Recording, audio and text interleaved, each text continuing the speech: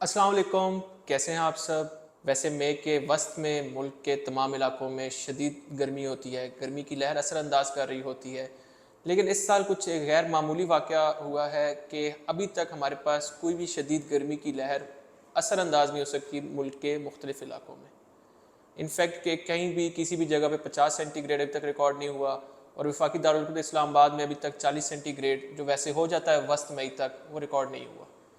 जब इसी तरह आप अगर पिछले साल में देखें, पिछले 2022 का आपको मौसम गर्मा याद होगा, तो 2022 में वस्त मार्च से ही गर्मी की लहर शुरू हो गई थी। पै दर पे लहर थी, कोई बारिश का सिलसिला नहीं था।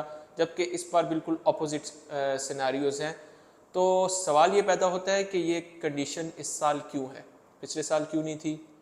तो बहुत से लोगों का मैंने तबसरा सुना, लोगों ने इस पर कमेंट किए कि ये क्लाइमेट चेंज का नतीजा है या ग्लोबल वार्मिंग का नतीजा है।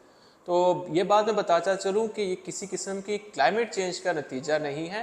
ये होता ये है कि कुछ क्लाइमेटिक पैटर्न्स होते हैं, मौसमियाती पैटर्न्स होते हैं जो हर कुछ सालों के बाद रिपीट होते हैं। इसको साइक्लिंग प्रिडिक्शन कह सकते हैं। तो ये रिपीट होते हैं, तो ये कोई अनहोनी बात नहीं है। जिस तरह 2023 में अभी तक गर्मियाँ आई नहीं है उस तरह से, तो 2015 में भी इस तरह का हो चुका है हमारे पास वाक़या। 2014 का मई भी इसी तरह ठंडा था। 1997 में भी यही चीज़ हो चुकी है। तो ये चीज़ें इन चीज़ों का रिकॉर्ड हमें मिलता है तारीख से। तो इसकी वजह क्या है?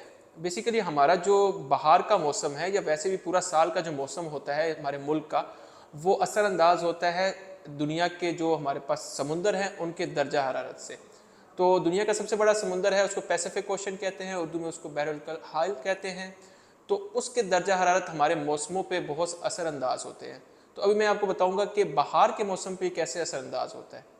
अगर पैसिफिक ओशन का दर्जा हरारत मामूल से काफ़ी कम रहे हमारे पास बाहर के दौरान, फरवरी से लेके जून के दरमियान, कि वहाँ के दर्जा हरारत कम हो, ठंडा हो, तो हमारे पास जो मगरबी हवाओं के सिलसिले होते हैं वो काफ़ी कम आते हैं हमारे रीजन में, बर सगीर में। तो उससे ये होता है कि हमारे रीजन के ऊपर एक हाई प्रेशर बन जाता है, जिससे हाई प्रेशर से ये होता है कि मगरबी सिलसिले तो आ नहीं रहे होते, और वार्म एयर होती है हमारे रीजन पे, और उससे गर्मी की पै दर पे लहरें आती हैं। उसका एक और अपोजिट कंडीशन है हमारे पास, न्यूट्रल कंडीशन है, जिसमें दर्जा हरारत या तो नॉर्मल रहते हैं, यहाँ दर्जा हरारत ज़्यादा हो जाते हैं पैसिफिक ओशन में। तो उसको एल नीनो कहते हैं, जब दर्जा ज़्यादा हो जाते हैं। अब ऐसे था कि इस सर्दियों में हमारे पास ला नीना ही था, दर्जा हरारत कम थे। लेकिन जैसे जैसे बाहर का मौसम आया, वस्त मार्च से हमारे पास एल नीनो डेवलप होना शुरू हो गया, जो कि दर्जा हरारत ज़्यादा होते हैं।